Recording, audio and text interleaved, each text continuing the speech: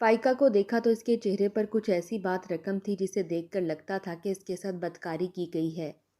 بیٹی کو اب میں سب سے چھپا کر رکھتی تھی، کیونکہ اگر کسی کو بھی پتہ چل جاتا یا کوئی بھی دیکھ لیتا تو ہم سب کا جینا دوبھر ہو جاتا۔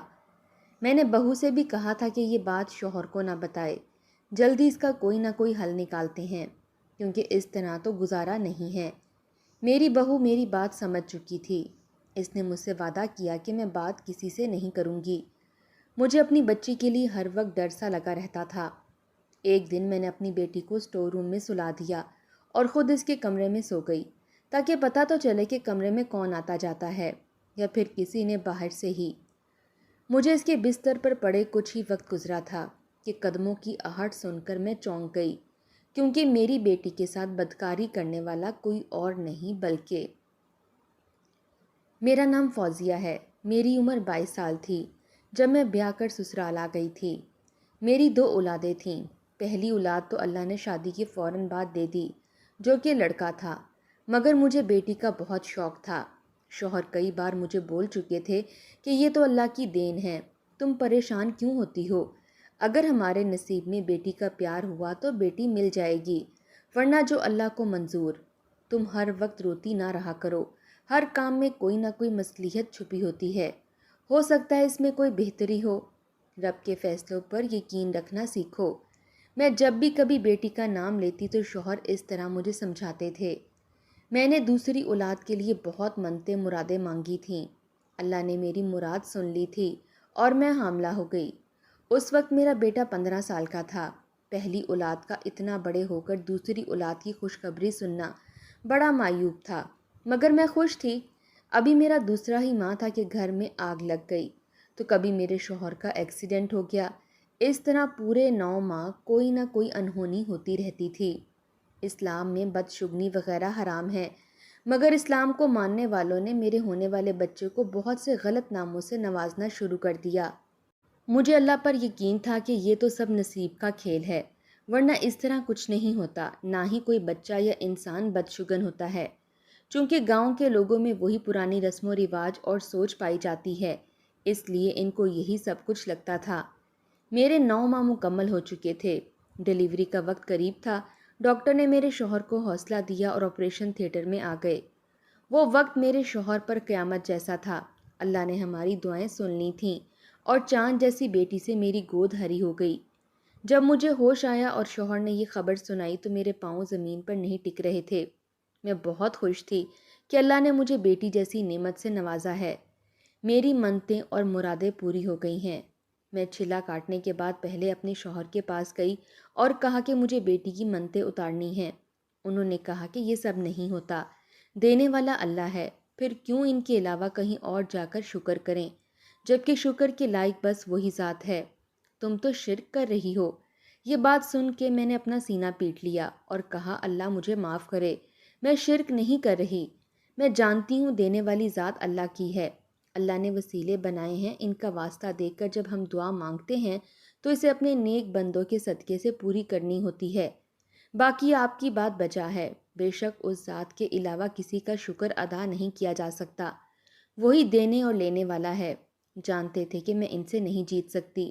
ٹھیک ہے، میں منتیں اتار دوں گا، مگر تم گھر پر ہی رہو گی۔ تم نے منت پوری کرنی ہے نا، وہ اتر جائے گی۔ کسی بھی دربار پر تمہارا جانا ضروری نہیں ہے۔ مجھے آم کھانے سے غرض تھی تو میں گٹلیاں کیوں گنتی۔ اس پر راضی ہو گئی اور شوہر سے کہا کہ ٹھیک ہے، جیسے آپ کی مرضی آپ کر لیں۔ میں نے اپنی بیٹی کا نام فائقہ رکھا تھا۔ میرا بیٹا صفدر اپنی بہن کا بہت خیال رکھتا تھا، مگر جب بھی وہ اسکول سے آتا تو اکثر گمسم سا رہتا تھا۔ میں نے کئی بار اس سے پوچھا کہ بیٹا کیا بات ہے، تو اس نے کہا کہ اسکول کے بچے چڑھاتے ہیں کہ تم 15 سال کے ہو چکے ہو اور تمہارے ماں باپ نے اب بیٹی پیدا کی ہے۔ جب صفدر نے مجھے یہ بات بتائی تو ایک پل کو میں کانپ گئی کہ اپنے بیٹے کو سمجھانے کے لیے میرے پاس کچھ نہیں تھا۔ پھر کچھ سوچ کر میں اس کے پاس بیٹھ گئی۔ میں نے اسے بتایا کہ بیٹا یہ تو اللہ کی دین ہے اور تمہیں خوش ہونا چاہیے، تمہاری بہن آئی ہے جس سے تم ہر دکھ سکھ بانٹ سکتے ہو۔ میں نے اسے سمجھایا کہ صفدر بیٹا، اگر کل کو میں اور تمہارے ابو اس دنیا میں نہ رہے، تم اکیلے ہوگے یا تمہیں کوئی پریشانی ہوگی تو تم لوگوں سے دکھ بانٹتے پھرو گے۔ اس نے کہا نہیں امی، میں نے اسے مزید سمجھایا کہ بچے تب تم وہ بات اپنی بہن سے کر سکتے ہو، وہ کسی کو نہیں بتائے گی اور تمہارا خیال رکھے گی جیسے میں رکھتی ہوں۔ اپنی بہنوں کے لیے بھائی بہت پیارے ہوتے ہیں۔ صفدر مطمئن ہو چکا تھا، یعنی اسے میری بات سمجھ آ چکی تھی۔ فائقہ سے ہم سب بہت پیار کرتے تھے، وہ دن بدن خوبصورت ہوتی جا رہی تھی، یوں لگتا تھا گویا زمین پر چاند اتر آیا ہو۔ میں روز اس کی نظر اتارتی تھی۔ جب فائقہ 7 سال کی تھی تو ایک دن اسے بخار ہو گیا۔ ہم گاؤں کے ڈاکٹروں سے علاج کرواتے رہے مگر اسے آرام نہ آیا۔ تنگ آ کر گاؤں میں ایک مائی تھی جس کا نام بہت سن رکھا تھا، وہ بچوں کو دم کرتی تھی۔ میں فائقہ کو لے کر وہاں گئی تو مائی میری بچی کو دیکھتے ہی کہنے لگی کہ فوزیہ، اس کا چہرہ چھپا کر رکھا کرو، کسی دن تمہاری یہ بچی کسی اپنے کے ہاتھوں تباہ ہو جائے گی، چھوٹی عمر میں یہ تمہارا منہ کالا کر دے گی۔ شوہر اس وقت ساتھ تھے، وہ فائقہ اور مجھے لے کر فوراً گھر آ گئے اور مجھے خوب ڈانٹا کہ میں کیسے کیسے لوگوں کے پاس ان کی بیٹی کو لے کر جا رہی ہوں۔ اس مائی کی بات سن کر میں ڈر چکی تھی، مجھے اپنی بچی کی نصیب سے ڈر لگنے لگا تھا۔ اس کے اسکول جانے اور پڑھنے کے دن تھے۔ اماں کی بات سن کر میں نے اسے اسکول بھی جانے نہ دیا اور گھر بٹھا لیا۔ میرے شوہر نے اس بات پر خوب شور مچایا مگر میں اپنی بات سے 1 انچ نہ ہلی۔ فائقہ اب سمجھدار ہو چکی تھی، اس کی عمر 9 سال تھی۔ وہ اکثر گھر سے باہر کھیلنے کے لیے جاتی اور گھنٹوں آ کر روتی کہ باہر بچے اس کا مذاق اڑاتے ہیں کہ وہ ان پڑھ ہے۔ میں اپنی بچی کا دکھ سمجھتی تھی مگر ایک ماں ہونے کے ناطے میں کیا کر سکتی تھی۔ صفدر نے بھی بہت ضد کی تھی کہ میں غلط کر رہی ہوں، وہ اپنی بہن کو خود اسکول چھوڑ کر آیا کرے گا اور لے کر بھی آیا کرے گا مگر میں نے اجازت نہ دی۔ صفدر 24 سال کا ہو چکا تھا، بیٹا جوان ہو چکا تھا، اس نے BA تک تعلیم حاصل کر لی تھی اور شہر کے سب سے بڑے دفتر میں کام کرتا تھا۔ کئی بار اس کے رشتے گھر آ چکے تھے مگر مجھے ابھی وہ چھوٹا سا صفدر ہی لگتا تھا۔ کئی بار مجھے رشتے داروں میں لوگوں نے کہا کہ بیٹے کی شادی جلدی کر لو ورنہ ایسا نہ ہو کہ وہ بغیر بتائے شہر میں کہیں چھپ کر شادی کر لے۔ یہ بات سن کر میں ڈر گئی تھی۔ میں نے بیٹے کی شادی کے لیے رشتے دیکھنا شروع کر دیے۔ جب صفدر کو پتہ چلا تو اس نے کہا امی آپ جب کہیں گی میں کر لوں گا اور جہاں کہیں گی کر لوں گا۔ میرے شوہر کی طبیعت بھی خراب رہنے لگی تھی، انہوں نے بیٹے کا رشتہ گاؤں میں ہی طے کر دیا۔ لڑکی پڑھی لکھی نہیں تھی۔ میں نے جب اصرار کیا تو شوہر کہنے لگے کہ میں اب زبان دے چکا ہوں اور لڑکی اچھی ہے، ہماری خدمت کرے گی، صفدر کو بھی خوش رکھے گی، تمہیں کس بات کا ڈر ہے؟ فائقہ بھائی کی شادی کا سن کر بہت خوش ہو گئی تھی۔ اس وقت وہ 9 سال کی تھی جب صفدر کی شادی ہم نے کر دی اور بشرا کو بہو بنا کے گھر لے آئے۔ بشرا گھرداری میں ماہر تھی، وہ شادی کے 3 ماہ میں ہی ہم سب کا دل جیت چکی تھی۔ میں تو اسے دعائیں دیتے نہ تھکتی تھی کہ چلو اللہ نے اتنی سگڑ بچی میرے بیٹے کی دلہن بنا دی۔ فائقہ ہر وقت بھائی بھابھی کرتی رہتی۔ بشرا کے آنے کے بعد بھی صفدر فاخرہ کو زیادہ وقت دیتا تھا جیسے شادی سے پہلے دیتا تھا۔ بشرا اس بات کا ہم سے شکوہ نہیں کرتی تھی مگر میں یہ بات اس کے چہرے سے پڑھ سکتی تھی۔ میں نے صفدر کو یہ بات سمجھائی کہ بیٹا اس بات کا خیال رکھو کہ بیوی اور بہن میں کوئی بات نہ ہو، تم اسے زیادہ وقت دیتے ہو اور اسے کم۔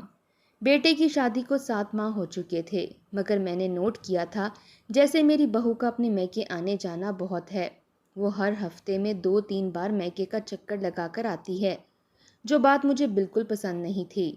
میں نے بہو کو منع کیا تو اس نے کہا امی ایک ہی گاؤں میں شادی کروانے کا یہی تو فائدہ ہے، جب مرضی اپنے والدین سے ملنے چلی جاؤں۔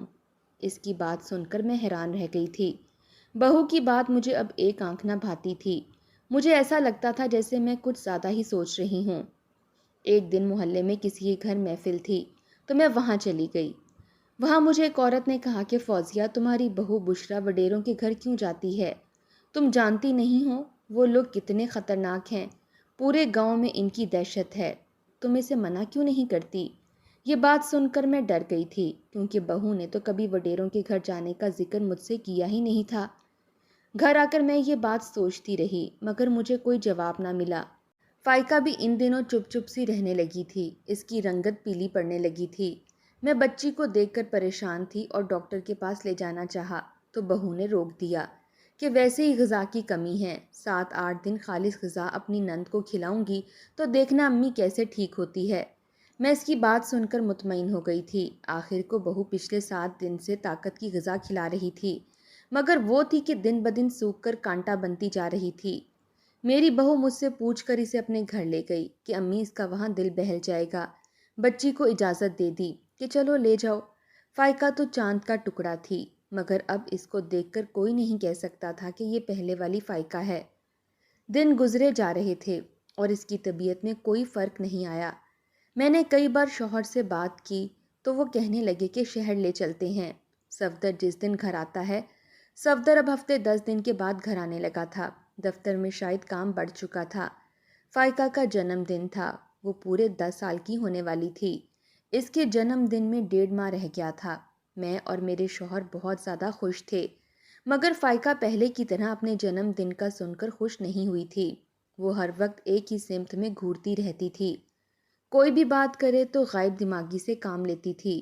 کئی بار میں نے دیکھا کہ میری بہو اسے اسٹور روم میں لے جاتی ہے اور کافی دیر بعد وہاں سے نکلتی ہے۔ ایک دن جب میں نے بہو سے پوچھا تو کہنے لگی، امی میں تو اس کا دھیان بٹانے کے لیے پرانی چیزیں دکھاتی ہوں۔ میرا دل ہر وقت گھبراتا رہتا تھا۔ فائقہ کا پیٹ بڑا ہوتا جا رہا تھا۔ دیکھنے والوں کو لگتا تھا جیسے وہ حاملہ ہو چکی ہے اور اسے 7واں 8واں مہینہ لگا ہے۔ اس کا پھولا پیٹ دیکھ کر میں ڈر گئی۔ میں نے بہو سے کہا کہ تم بچی کو اکثر اپنے گھر لے جاتی ہو، وہاں کچھ ہوا ہے کیا؟ اس نے مجھے کہا کہ امی آپ مجھ پر الزام لگا رہی ہیں۔ جب سے اس گھر میں آئی ہوں میں نے اسے اپنی بہن سمجھا ہے۔ میں نے یہ بات اسے کہیں بھی کرنے سے منع کیا تھا۔ فائقہ سے کچھ پوچھتی تو وہ بس خلا میں ہی دیکھتی رہتی، کوئی جواب ہی نہ دیتی۔ اگر یہ بات گھر سے باہر چلی جاتی تو نہ جانے پورے گاؤں میں ہماری عزت کی کیسے دھجیاں اڑتیں۔ شوہر تو مجھے زندہ ہی گاڑ دیتے کہ میری لاپرواہی کی وجہ سے یہ سب ہوا ہے۔ میں اور بہو اسے رات کے وقت چھپ چھپا کر ڈاکٹرنی کے پاس لے گئے تو اسے دیکھتے ہی ایسے راز کا انکشاف کیا کہ میں تو وہیں دنگ رہ گئی۔ اس نے دیکھتے ہی مجھے بول دیا کہ آپ کی بیٹی حاملہ ہے اور 1 آدھ ماہ تک یہ بچہ جننے والی ہے۔ میں یہ بات سن کر سکتے میں آ چکی تھی۔ میں نے ڈاکٹرنی سے کہا کہ آپ ایک بار ٹیسٹ تو کریں۔ میری بات پر وہ غصہ ہو گئی کہ آپ کو میری بات پر یقین نہیں ہے، ڈاکٹر آپ ہیں یا میں؟ میں نے کہا نا، آپ کی بچی حاملہ ہے۔ پہلے دھیان نہیں دیتے، جب اولاد ایسے چاند چڑھاتی ہے تو ڈاکٹرز کو جھوٹا کہتے ہیں۔ ڈاکٹر یہ بات کہہ کر چلی گئی اور میں وہیں سر پکڑ کر بیٹھ گئی۔ فائقہ کو میں اور بہو گھر لے آئے۔ اس کے بعد وہ زیادہ تر اسے اپنے کمرے میں ہی رکھتی۔ صفدر اس کا جب بھی پوچھتا میں جھوٹ بول دیتی اور اپنے شوہر سے بھی کہتی کہ وہ اپنی خالہ کی طرف رہنے گئی ہے، کچھ دن تک لوٹ آئے گی۔ بہو بہت خوش تھی کیونکہ صفدر اسے شہر لے کر جانے والا تھا۔ اس نے مجھے کہا کہ اب ایسے میرا گزارا نہیں ہے، بشرا کو میں لے کر شہر جاؤں گا، کچھ دن بعد آپ سے ملنے آتا رہوں گا۔ میں تو رو رہی تھی کہ بیٹا بہو کو لے کر الگ ہو چکا ہے اور فائقہ میری اتنی خوبصورت بچی کو پتہ نہیں کس کی نظر لگ گئی ہے، اتنی چھوٹی عمر میں حاملہ۔ میں نے کئی بار فائقہ سے سچ پوچھا مگر وہ غیر دماغی سے بات سنتی رہتی تھی۔ میں بہت پریشان تھی۔ اسی دن سونے کے لیے لیٹی تو جھٹ سے مجھے وہ مائی یاد آ گئی جس نے فائقہ کو بخار کا دم کیا تھا، جس نے کہا تھا کہ اپنی بیٹی کو چھپا کر رکھو ورنہ یہ اولاد میرا منہ کالا کرے گی۔ اس اماں کی بات بالکل سچ تھی۔ جس اولاد کے لیے میں نے اتنی دعائیں کیں وہی بڑھاپے میں میری خواری کا سبب بن رہی تھی۔ صبح ناشتے کے بعد میں بہو سے جھوٹ بول کر اس اماں کی طرف آ گئی۔ ہو سکتا ہے وہ میری مدد کرے اور کسی طرح میری جان اس مشکل سے نکل آئے، مگر مجھے اس کے ٹھکانے پر آ کر پتہ چلا کہ وہ تو دوسرے گاؤں جا چکی ہے۔ بے دلی سے میں گھر لوٹ آئی اور بہو سے کہا کہ مجھے ڈاکٹر کے پاس لے چلو، ہو سکتا ہے وہی مدد کرے۔ میں اور بہو جب اس کے پاس آئے تو اس نے میری بچی کا بچہ ضائع کرنے سے منع کر دیا کہ یہ غیر قانونی کام ہے اور دوسرا اس میں آپ کی بچی کی جان کو خطرہ ہے اور ابھی وہ بہت چھوٹی ہے۔ میں پریشان حالت میں گھر آ گئی، سمجھ نہیں آتا تھا کہ کہاں سے اپنی اولاد کی خوشیاں مانگوں۔ میں نے دوبارہ اللہ سے رو رو کر دعا کی اور ساتھ ہی منت مانگ لی۔ اس دن پھر اس اماں کی طرف گئی اور خدا کی کرنی ایسی ہوئی کہ گاؤں میں وہ مجھے آسانی سے مل گئی۔ جب میں نے اسے سارا قصہ سنایا تو اس نے مجھے ایک دوا دی کہ بچی کو پلا اور اس کے ساتھ ہی بچی کے بستر پر خود سو جانا، تجھے پتہ چل جائے گا کہ تیری بچی کیسے حاملہ ہوئی ہے۔ میں نے کچھ سال پہلے تجھے کہا بھی تھا کہ بچی پر دھیان رکھ، تو نے میری بات نہیں مانی، اب بھگت رہی ہے نا۔ میں گھر آ کر فائقہ کو دوا پلا چکی تھی اور اسے بہو سے چھپا کر اسٹور میں سلا دیا اور خود جا کر اس کے بستر پر سو گئی۔ آدھی رات گزر چکی تھی مگر ابھی تو فائقہ کی طرف دھیان تھا، پتہ نہیں وہ ٹھیک ہوگی یا نہیں۔ اگر کسی کو پتہ چل گیا تو کیا ہوگا، اور کل کو بیٹا بہو بھی شہر چلے جائیں گے۔ میں اسی سوچ میں گم تھی کہ کمرے میں قدموں کی آہٹ سنائی دی۔ میں دم سادے لیٹی رہی تھی۔ کچھ ہی منٹ بعد کمرے میں دھواں پھیلنا شروع ہو گیا جو میرے دماغ کو چڑھا تو میں فوراً چونک کر اٹھی۔ اس وقت کمرے میں کون ہو سکتا تھا؟ مگر جو ہی میں اٹھی میری روح لرز گئی، کیونکہ اس وقت کمرے میں کوئی اور نہیں، آدھی رات کو فائقہ کی سگی بھابھی بشرا تھی۔ وہ مجھے دیکھ کر ڈر گئی۔ میں نے کمرے کی لائٹ آن کی تو اس وقت اس کے ہاتھ میں کوئی میٹھی چیز تھی۔ میں غصے سے اسے پوچھنے لگی کہ تم یہاں فائقہ کے کمرے میں کیا کر رہی ہو، اور یہ دھواں کس چیز کا ہے؟ میری بات سن کر وہ صاف مکر گئی، مگر میں جان چکی تھی فائقہ کی اس حالت کے پیچھے بشرا ہے۔ میری آواز سن کر صفدر اور میرے شوہر بھی وہاں آ گئے۔ آتے ہی کمرے کی کھڑکیاں کھولیں تاکہ دھواں باہر نکلے۔ اس کے ہاتھ سے میں نے کھانا لے کر پھینک دیا اور کہا، سچ بتاؤ ورنہ اسی وقت اس گھر سے نکال دوں گی۔ کیا کرتی رہی ہو تم فائقہ کے ساتھ؟ صفدر اور شوہر حیران تھے، مجھے کہنے لگے، کیا ہو گیا ہے؟ وہ کیوں کرے گی ایسا؟ میں نے ان دونوں کو چپ کروا دیا اور کہا کہ سچ بتاؤ ورنہ اسی وقت گھر سے نکال دوں گی اور تمہارے ماں باپ کو تمہارے کرتوت بتاؤں گی۔ یہ سنتے ہی بشرا کہنے لگی کہ فائقہ کی اس حالت کی ذمہ دار میں ہوں۔ یہ سنتے ہی میرے قدموں تلے سے زمین نکل گئی۔ وہ میری بیٹی کی خوبصورتی سے جلتی تھی، اور یہی نہیں، صفدر اور ہم سب فائقہ کو چاند چاندنی کہہ کر پکارتے تھے تو اسے پسند نہیں تھا۔ وہ وڈیروں کے گھر میں فائقہ کے لیے کوئی غلط دوا لینے جاتی تھی اور وہ دھواں روز رات کو اس کے کمرے میں کرتی جس سے فائقہ بیمار پڑ جائے، اس کے جسم کے اعضاء ناکارہ ہو جائیں، پھیپھڑے پھول جائیں۔ مجھے اس عورت کی بات یاد آ گئی جس نے مجھے کہا تھا کہ اس نے کئی بار اسے وہاں جاتے دیکھا ہے، مگر میری بہو نے مجھ سے جھوٹ بولا تھا۔ صفدر اپنی بیوی کے منہ سے یہ سب سن کر شدید غصہ اور غم کی حالت میں تھا۔ اس نے مجھ سے فائقہ کا پوچھا تو میں نے اسے اسٹور کا بتایا۔ اپنی بہن کو اسٹور روم سے جب لے کر آیا تو اس کے پھولے پیٹ کو دیکھ کر ڈر گیا، مگر وہ سچ جان چکا تھا کہ اس کی بیوی نے کیا ہے۔ حسد کی آگ میں اس نے میری معصوم بچی کی زندگی تباہ کر دی۔ صفدر نے بشرا کو گھر سے فوراً نکال دیا۔ میں اگلی صبح بیٹے کے ساتھ بچی کو ہسپتال لے آئی۔ ڈاکٹر نے کہا کہ آپ کی بچی کو کوئی زہریلی دوا دی جاتی رہی ہے جس سے اس کا جسم پھول چکا ہے، لیکن آپ فکر نہ کریں، اللہ سے دعا کریں کہ آپ کی بچی ٹھیک ہو جائے گی۔ فائقہ زیر علاج تھی اور شوہر کو لگتا تھا کہ سب ان کی وجہ سے ہوا ہے۔ اگر وہ اس کو گھر کی بہو نہ بناتے تو آج ان کی بیٹی ٹھیک ہوتی۔ فائقہ کا 2 ماہ سے علاج ہو رہا تھا اور میں اس ڈاکٹرنی کے پاس گئی جس نے بغیر ٹیسٹ کیے میری بیٹی پر تہمت لگا دی تھی اور اسے خوب سنایا کہ تم جیسی بے ضمیر ڈاکٹروں کی وجہ سے لوگوں کی زندگیاں ختم ہوتی جا رہی ہیں۔ اگر تم اس وقت ٹیسٹ کر لیتی تو شاید میری بچی کی یہ حالت نہ ہوتی۔ ڈاکٹر نے مجھ سے معافی مانگی۔ فائقہ اپنی حالت دیکھ کر ڈر چکی تھی جس کا اس کے دماغ پر اثر ہوا تھا، اور وہ کسی سے بات بھی نہیں کرتی تھی۔ میں نے اس اماں سے بھی فاخرہ کا علاج جاری رکھا تھا۔ میری بہو حسد کی آگ میں اتنی اندھی ہو چکی تھی کہ اسے میری بیٹی کی معصومیت بھی نظر نہ آئی کہ 10 سال کی بچی سے اسے کیا خطرہ ہو سکتا ہے۔ وہ تو بھابھی بھابھی کہتے نہ تھکتی تھی۔ میں اور شوہر بہو کو معاف کر چکے تھے، مگر میرا بیٹا اسے معاف کرنے کو راضی نہیں تھا۔ حسد رشتوں کو کھا جاتا ہے۔